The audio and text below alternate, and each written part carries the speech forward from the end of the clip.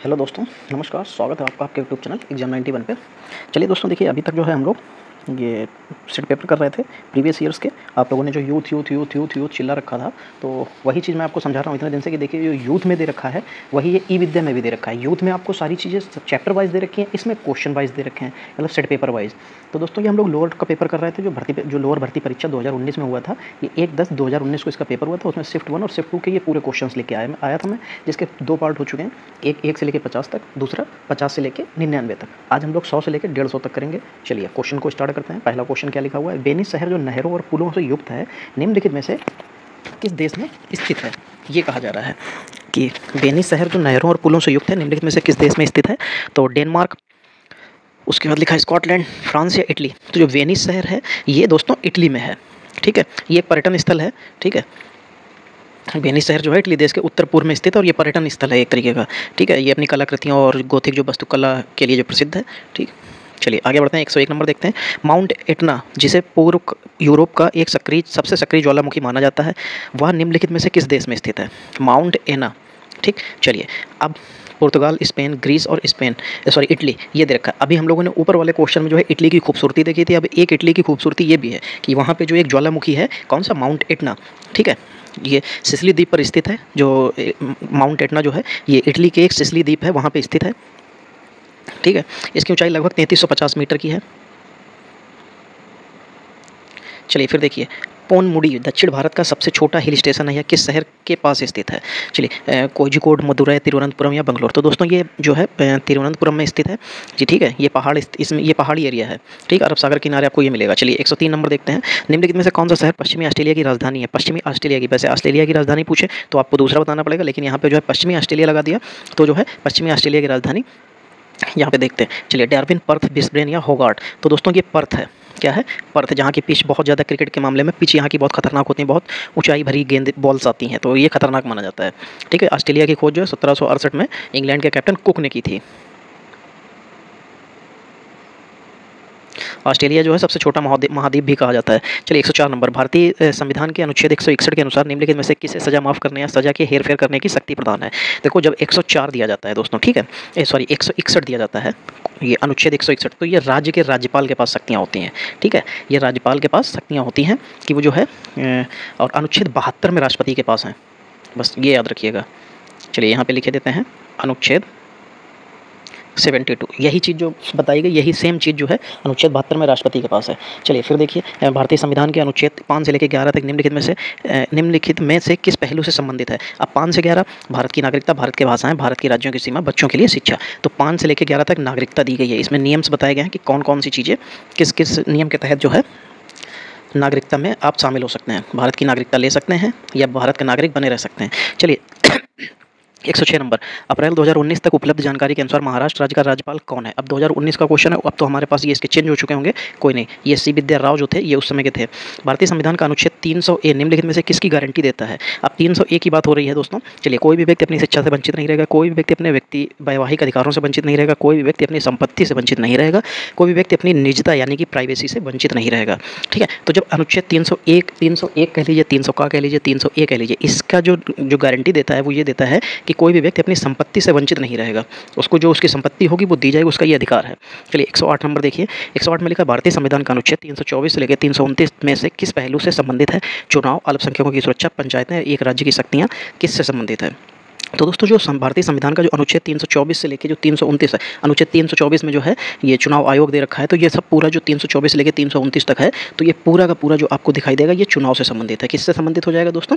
चुनाव से संबंधित। ठीक है, बाकी जो संविधान का 29 से 30 है, इसमें अल्पसंख्यकों की सुरक्षा दे रखी है। ठीक है, अनुच्छेद 273A से लेकर O तक की जितनी भी चीज़ें हैं वो पंचायतों का प्रावधान दे रखा है। अनुच्छेद 154 में जो है राज्यपाल की शक्तियों का वर्णन दे रखा है। चलिए 109 नंबर देखिए। वर्तमान में वस्तु एवं सेवा कर, गुड्स एवं सर्विस टैक्स, GST जिसको कहते हैं, नामक नई कर व्यवस्था के लिए उच्चतम प्रतिशत स्लैब कितना है? ठीक, तो देखो दोस्तों, इसमें जो है 5, 8, 18 ये मैक्सिमम चलता है। ठीक है, तो सबसे मैक्सिमम 18 आपको कितना हो जाएगा, मतलब सबसे मैक्सिमम कितना हो जाएगा? 18। 3 ही स्लैब चलते हैं, 5, 8, 18। ठीक है, 5, 12, 18 होता है। ठीक है, 5 में 2.5 पड़ता है, 12 में 6 पड़ता है, 18 में 9 का। ठीक है, चलिए बेजवाड़ा विल्सन एक सामाजिक कार्यकर्ता हैं जिन्हें 2016 में रेमन मैगसेसे पुरस्कार से सम्मानित किया गया। वह निम्नलिखित में से किस क्षेत्र में अपनी सामाजिक गतिविधियां करते हैं? ये उस समय के लिए करंट का क्वेश्चन था। तो करंट में ये जो थे मैनुअल स्कैवेजिंग यानी कि हाथ से किया हुआ सफाई का कार्य उन्मूलन, ये उसके लिए थे। ठीक है, चलिए आगे बढ़ते हैं। ब्रह्मोस नामक सुपरसोनिक क्रूज मिसाइल को विकसित करने के लिए भारत ने किस देश के साथ जो है मिलकर काम किया? अगर ब्रह्मोस को तोड़ा जाए तो ब्रह्मा और रूस मिलता है। क्या मिलता है दोस्तों? ब्रह्मा और रूस मिलता है। तो यहाँ से आपको पता चल गया होगा मिसाइल को विकसित करने के लिए भारत ने किस देश के साथ मिलकर काम किया। तो ब्रह्मोस जो है जापान के साथ मिलकर काम किया था, जो बनाया गया था इसमें जो नहीं, ये रूस के साथ ही किया गया था। सॉरी दोस्तों, ये ब्रह्मोस जो है ब्रह्मा और रूस की, इसमें रूस की हेल्प बहुत बड़ी थी। जो भारत ने जो है ये रूस के साथ मिलकर काम किया था, और इसका नाम इसीलिए ब्रह्मपुत्र नदी और रूस की जो मास्कोवा नदी है उसके नाम पर रखा गया था। तो इसीलिए ब्रह्मपुत्र नदी से ब्रह्म और मास्कोवा नदी से ओस। ठीक है, तो ब्रह्मोस, तो ये जो इसके हिसाब से नाम पड़ा था। तो ये भारत और रूस की मिली जुली चीज़ थी। चलिए फिर आगे देखते हैं। 112 नंबर देखिए। 112 में लिखा, प्रधानमंत्री नरेंद्र मोदी एक रेडियो प्रसारण के माध्यम से राष्ट्र को संबोधित करते हैं जिसे मन की बात कहा जाता है। कार्यक्रम पहली बार कब आयोजित किया गया था? तो ये अक्टूबर 2014 में, जब इनकी सरकार बनी थी उसके बस कुछ ही समय बाद इन्होंने ये मन की बात चालू कर दी थी। चलिए 2023 क्या लिखा हुआ है? सॉरी 113 नंबर, संयुक्त राज्य अमेरिका दुनिया का सबसे बड़ा जीडीपी सकल देशी उत्पाद वाला देश है। कौन सा देश वैश्विक रैंकिंग में दूसरे स्थान पर आता है? जीडीपी की बात की जा रही है कि अमेरिका जो है जीडीपी में जो है उत्पाद वाला सबसे पहला पहला देश है वो। तो दूसरा देश कौन सा है? तो जापान, जर्मनी, चीन या भारत? भारत तो 5वें नंबर पर आ गया है, लेकिन चीन जो है दूसरे नंबर पर है। ठीक है, भारत जो है अब तो खैर 5वें नंबर पर उसकी जीडीपी आ गई है। चलिए 114 नंबर देखते हैं। के राष्ट्रपति अब्दुल 2014 देखिए, ये 19 का क्वेश्चन है। 114वां क्वेश्चन जो है ये 19 का है। इसका जो आंसर है अल्जीरिया था। 19 के क्वेश्चंस को हम लोग ड्रॉप इसलिए कर रहे हैं क्योंकि ये उस समय के करंट के रहे थे, अब हमारे लिए बेकार के क्वेश्चन है। अब 115 नंबर में भी क्रिकेट विश्व कप 2029 के अंतर्राष्ट्रीय क्रिकेट परिषद के नए सीईओ, ये भी हमारे लिए किसी काम के नहीं। मनु साहनी थे उस समय पर, ये हमारे किसी काम के नहीं है। ये हमारे लिए वो हिस्ट्री हो चुके हैं जिनको हमारे किसी काम में नहीं आने। ये इस तरीके की हिस्ट्री हो चुके हैं। चलिए अशोक लीलैंड के पूर्व सीईओ एमडी का नाम क्या है जिन्होंने रॉयल इनफील्ड सीईओ के रूप में कार्यभार संभाला? ये भी उस समय का करंट का क्वेश्चन है, ये भी बेकार है। ठीक है, विनोद के दसारी नाम था उनका। मार्च 2019 17 नंबर, फिर मार्च 2019 से न्यूजीलैंड। ठीक है, छोड़िए, कोई काम की चीज़ नहीं है। फिर IPL 2000 सीजन में दिल्ली कैपिटल के कप्तान के रूप में किसे चुना गया? हमें नहीं मतलब किसे भी चुना गया हो। वैसे श्रेयस अय्यर चुने गए थे इस बार, जो कि IPL में एक भी मैच नहीं खेले हैं। 2018 की शुरुआत में किस राज्य के राष्ट्रीय कैंसर संस्थान NCI की स्थापित किया गया था? ये भी उस समय का करंट का क्वेश्चन है, हमें नहीं मतलब। खैर हरियाणा में स्थापित किया गया था। चलिए 120 नंबर, भारत के प्रमुख सुपारी उत्पादक राज्य निम्नलिखित में कौन सा है? सुपारी उत्पादक राज्य पूछा जा रहा है कि निम्नलिखित में से कौन सा है। चलिए ये क्वेश्चन इंपॉर्टेंट है। केरल, पश्चिम बंगाल, मणिपुर या कर्नाटक? तो सुपारी उत्पाद की बात की जा रही है तो दोस्तों ये कर्नाटक में मिलेगा आपको। ठीक है, चलिए जो सबसे ज़्यादा जो सुपारी है वो कर्नाटक राज्य में होती है, और इसी को जो है कर्नाटक की जो सुपारी है, सिरसी सुपारी इसको बोला जाता है। इसको GI टैग भी दिया गया था। चलिए फिर देखिए, उड़ीसा की उस 70 वर्ष की महिला का क्या नाम है जिसे अमेरिका पर सैकड़ों प्रकार के धान बीजों के संरक्षण के कार्यों के लिए पद्मश्री पुरस्कार से सम्मानित किया गया? ये उस समय पद्मश्री इनको मिला था। ठीक है, बाकी ये 70 वर्षीय कमला पुजारी नाम था इनका। चलिए ये लीजिए, निशान लगा लीजिए।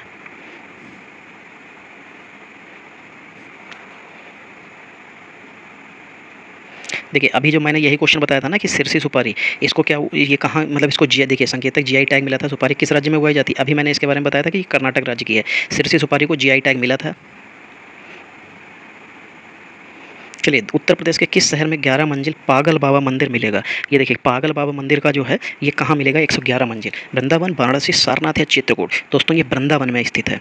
ठीक है, 11 मंजिला मंदिर है, 11 मंजिला जो है। इसी को जो पागल बाबा मंदिर, ये एक बहुत मॉडर्न वास्तुकला का उदाहरण है। ठीक है, इसलिए ये इंपॉर्टेंट हो जाता है। ये मॉडर्न वास्तुकला का उदाहरण है, इसलिए ये इंपॉर्टेंट है। चलिए आगे बढ़ते हैं। 124 नंबर देखते हैं। बिहार राज्य के सासाराम शहर में निम्नलिखित में से किस प्राचीन सम्राट का मकबरा बना हुआ है? अब सासाराम में बना हुआ है तो बहादुर शाह जफर, अलाउद्दीन खिलजी, शेरशाह सूरी, कुतुबुद्दीन ऐबक। सासाराम में शेरशाह सूरी, सासाराम और सा से शेरशाह सूरी। चलिए 125 नंबर देखिए, बुंदेलखंड नामक क्षेत्र निम्नलिखित में से किस सीमा के अंतर्गत आता है?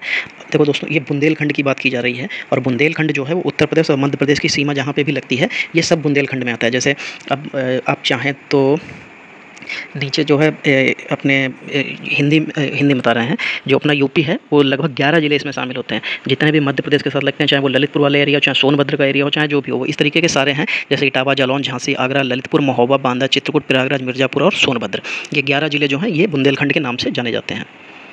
चलिए यहाँ पे आंसर टिक लगा दें। चलिए फिर आगे देखिए 126 नंबर। 126 में लिखा है डीआरडीओ द्वारा 27 मार्च 2019, छोड़ दीजिए, कोई मतलब नहीं है, ये मिशन शक्ति के नाम से स्टार्ट किया गया था। बेकार का क्वेश्चन है, आपके लिए किसी भी तरीके का कोई इंपॉर्टेंट नहीं है। चलिए 127 नंबर फिर से देखिए, 2019 का क्वेश्चन है। पढ़ना भी नहीं है, क्यों साय खाली में टाइम खराब करें, टाइम जितना वीडियो लंबा होगा कोई मतलब नहीं उसका। चलिए ये संचार था। 128 नंबर देखते हैं, लिखा हुआ रक्षा अनुसंधान एवं विकास संगठन द्वारा सतह से सतह विकास परमाणु सक्षम अंतर महाद्वीपीय बैलिस्टिक मिसाइल के नाम है। तो दोस्तों ये जो नाम था ये अग्नि 5 था, जो सतह से सतह में मार करने के लिए विकसित की गई थी। चलिए फिर देखिए, निम्नलिखित में कौन सी प्रक्रिया जल चक्र में शामिल का हिस्सा है। बाष्पीकरण, ऊर्ध्वपतन और हिमीकरण, विगलन। ये क्वेश्चन अभी एक पेपर में आया था, ठीक है, जो अभी टेस्ट शायद किसी एक बच्चे ने शायद किसी ग्रुप पे डाला था या किसी टेस्ट का था, तब उसने यही क्वेश्चन पूछा था। सोचिए ये क्वेश्चन इसलिए देखिए बार बार आता है कि ये क्वेश्चन बहुत इंपॉर्टेंट है। उसने कहा प्रक्रिया जल चक्र में शामिल प्रक्रिया का हिस्सा है। अब जल चक्र में पूछा गया है, वहाँ पे ये क्वेश्चन उल्टे तरीके से पूछा था। वहाँ पे 3 ऑप्शन दिए थे, उसमें लिखा था कि ये कौन से जल चक्र का हिस्सा नहीं है, ठीक है। तो वहाँ पे ये हिमीकरण दे रखा था, ये हिमीकरण उसका हिस्सा नहीं होता है, ठीक है। तो देखो जल चक्र में क्या होता है, समुद्र में से बाष्पीकरण होता है, बादल बनता है, बादल फिर बरसता है, पानी जो है बह के फिर समुद्र में जाता है, ये जल चक्र का हिस्सा होता है। तो बाष्पीकरण उसका एक हिस्सा है। चलिए 130 नंबर, निम्नलिखित में से किस खनिज की कमी से एनीमिया होता है। एनीमिया की बात की जा रही है तो मैग्नीशियम, लोहा, जस्ता या सीसा। जब शरीर में लोहे की कमी हो जाती है, कह सकते हैं आयरन की कमी हो जाती है, तब एनीमिया रोग हो जाता है। इसी रोग को दूर करने के लिए जो है, जो आपको आयरन की गोलियाँ लेनी पड़ती हैं, ठीक है। जैसे ये बीमारी ज़्यादातर महिलाओं में हो जाती है। उनकी जो माहवारी का समय होता है उसमें जो उनका ब्लड निकलता है, उस ब्लड की कमी की वजह से कई बार जो है जैसे उसमें माहवारी में अधिक खून निकल जाना, या आपकी किसी चोट की वजह से आपको जो है बहुत ज़्यादा खून आपका निकल जाना, ठीक है। और जैसे बार बार गर्भ धारण करना, ये सारी चीज़ें जब होती हैं तो एनीमिया रोग हो जाता है औरतों में, ठीक है। एनीमिया का अर्थ होता है शरीर में खून की कमी। इसको जो है दूर करने का एक ही चीज़ है कि आप ज़्यादा से ज़्यादा आयरन वाली चीज़ें खाइए, हरी पत्ती के लिए सब्जियाँ खाइए, और बाकी और भी चीज़ें हैं। चलिए 131 नंबर देखिए, पानी को शुद्ध करने के लिए आमतौर पर इस्तेमाल किया जाने वाला रासायनिक तरीका निम्नलिखित में से कौन सा है। शीत निष्क्रियता, उत्खनन, क्लोरीनीकरण, अनाइट्रीकरण। देखिए क्लोरीन जहाँ पे भी आ जाए वो पानी को शुद्ध करने के लिए इस्तेमाल किया जाता है, पानी को साफ़ करने के लिए इस्तेमाल किया जाता है, तो क्लोरीनीकरण हो जाएगा। चलिए 132 नंबर देखिए, 132 नंबर में क्या लिखा हुआ है। चलिए 132 नंबर देखते हैं क्या है। निम्नलिखित में कौन मीठे पानी का सबसे अच्छा स्रोत है। महासागर, छोड़ दीजिए क्योंकि बहुत खारा होगा। सागर, सब इसमें भी खारा पानी, ये भी नदियाँ जो है आपको मीठा पानी दे सकती हैं, ठीक। चलिए 133 नंबर देखिए, निम्नलिखित में कौन सा विटामिन ए का अच्छा स्रोत है। विटामिन ए का अच्छा स्रोत पूछा जा रहा है, मछली का तेल, चीनी, केला या नारियल का तेल। अगर आपको विटामिन ए भरपूर मात्रा में चाहिए तो आपको मछलियाँ खाइए या मछलियों का तेल का इस्तेमाल कीजिए। इस्तेमाल करने का मतलब ये नहीं कि आप तेल लगाने लग जाइए, ठीक है। बालों में तेल लगाने से आपको जो है विटामिन ए की कमी नहीं पूरी होगी, तेल को खाना पड़ता है। चलिए फिर देखिए 134 नंबर, ध्वनि निम्नलिखित में से किस माध्यम से माध्यम में यात्रा नहीं करती है। गैस, निर्वात, द्रव या धातु। देखिए ध्वनि को जाने के लिए अपने सहारे, किसी न किसी सहारे की जरूरत पड़ती है। अब वो गैस के रूप में हो, द्रव के हो, धातु हो, कुछ भी हो। कहने का मतलब यह है ध्वनि तभी ट्रेवल कर सकती है जब उसको कोई माध्यम मिलता है। तो जब तक वो निर्वात में है वो सफ़र नहीं करती है, ट्रेवल नहीं करती है, यात्रा नहीं करती है। 135 नंबर, माचिस की डिब्बी की सतह से जब माचिस की तीली टकराती है तो ऊर्जा का कौन सा रूप चमकीली लौ में प्रज्वलित हो जाता है। स्थितिज ऊर्जा, गतिज ऊर्जा, रासायनिक ऊर्जा या वायु ऊर्जा। देखो दोस्तों यहाँ पे बहुत से लोग गतिज ऊर्जा में चले जाएंगे, कहेंगे क्योंकि वो रगड़ रही है। तो दोस्तों रगड़ने की बात नहीं है, दोनों में क्या लगा है, रसायन लगा है। इधर लाल फास्फोरस लगा है, उधर भी लाल फास्फोरस लगाया गया। जब वो दोनों आपस में घर्षण करते हैं, घर्षण होने की वजह से लाल फास्फोरस आपस में घर्षण की वजह से चिंगारी उत्पन्न करता है, जिससे आग लगती है। तो ये रासायनिक ऊर्जा का जो है मतलब रासायनिक ऊर्जा का प्रारूप होता है या रूप होता है। चलिए 136 नंबर देखिए, माप इकाइयों की सीजीएस प्रणाली। माप की बात की जा रही है, ठीक है। माप मतलब दूरी वूरी नापने का जो काम होता है वो माप में आता है। तो उसमें देखो सेंटीमीटर आता है, मीटर, किलोमीटर, ये सारी चीज़ें उसमें की जाती हैं, ठीक। और सीजीएस पद्धति जो है इसमें बताना होता है, ठीक। सी से सेंटीमीटर, जी से ग्राम होता है और एस से सेकंड होता है। तो सेंटीमीटर, ग्राम और सेकंड, ये चौथा ऑप्शन आपके लिए बिल्कुल सही हो जाएगा। 137 नंबर देखिए, इलेक्ट्रॉनिक संचार प्रणालियों की शोर निम्नलिखित में से किसे संदर्भित करता है। मैं शोर निम्नलिखित में से किसे संदर्भित करता है। अवांछित सिग्नल जो संदेश सिग्नल के प्रसारण और प्रसंस्करण में बाधा डालते हैं। कानों को नुकसान पहुंचाने वाला तेज संगीत, ऐसी ध्वनि सुनना जो सुनने योग्य नहीं है। अवांछित संवेदनाएं जो संदेशों में बाधा डालती हैं। तो दोस्तों ये जो होती हैं इलेक्ट्रॉनिक संचार प्रणाली में शोर निम्नलिखित में से किसे संदर्भित करता है। तो अवांछित सिग्नल जो संदेश सिग्नल के प्रसारण और प्रसंस्करण में बाधा डालते हैं, ये जो है शोर कहलाता है। चलिए बाष्पीकरण की प्रक्रिया के बारे में निम्नलिखित में से कौन सा सही है।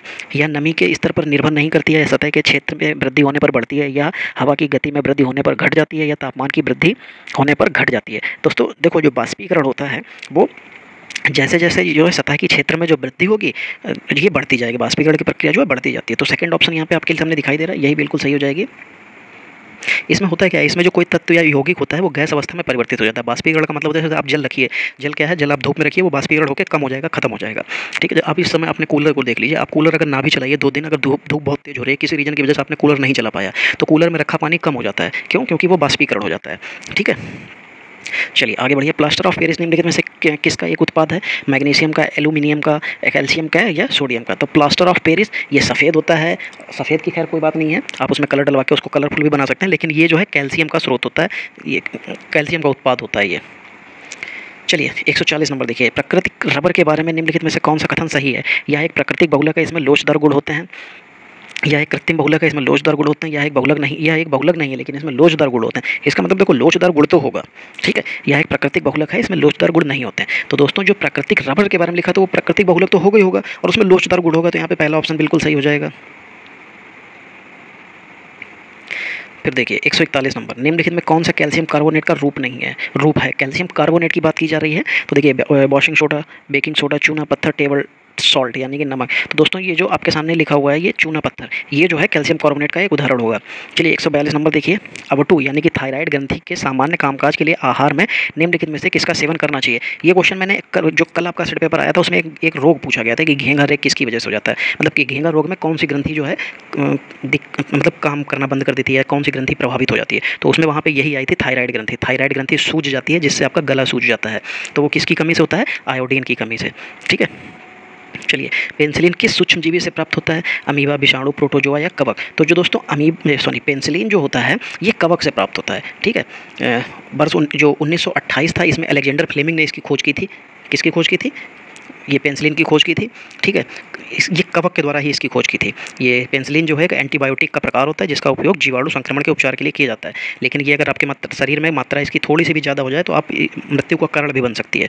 144 नंबर देखिए, विटामिन ए की कमी निम्नलिखित में से कौन सा रोग होता है? रिकेट्स, स्कर्वी, रतौंधी या पेलाग्रा? अब एक चीज़ ये सोचिए कि विटामिन ए हमारी आंखों के लिए बहुत ज़रूरी होता है। अगर आंखों के लिए ज़रूरी है तो आप ये सोचिए कि अगर विटामिन ए नहीं होगा तो क्या हो जाएगा? रतौंधी हो जाएगी। रतौंधी रोग में क्या हो जाता है? आपको रात में दिखना कम हो जाता है।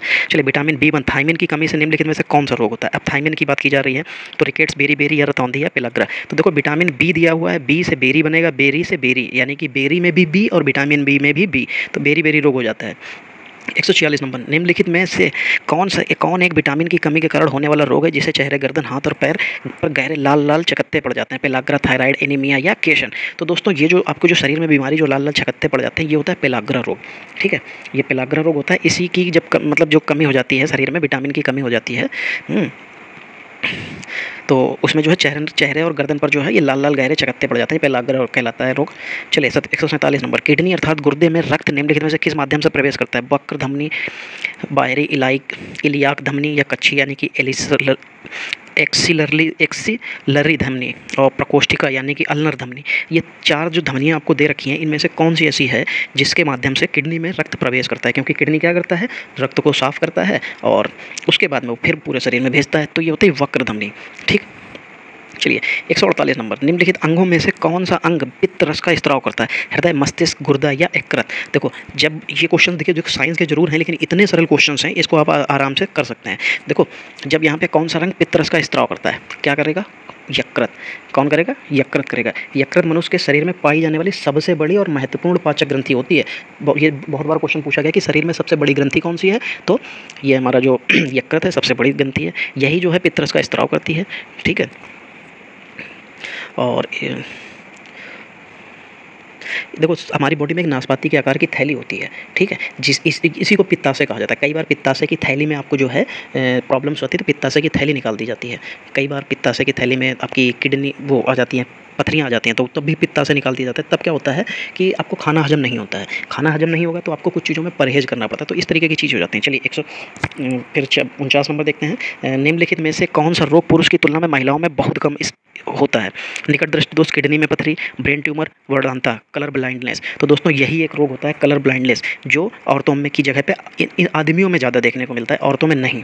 ठीक है, औरतों में ना के बराबर होता है। 150 नंबर, निम्नलिखित हीमोग्लोबिन लाल रक्त कोशिकाओं के अंदर का एक प्रोटीन है और यह निम्नलिखित में से किसका वहन करता है? हीमोग्लोबिन लाल रक्त कोशिकाओं के अंदर का एक प्रोटीन है और यह निम्नलिखित में से किसका वहन करता है?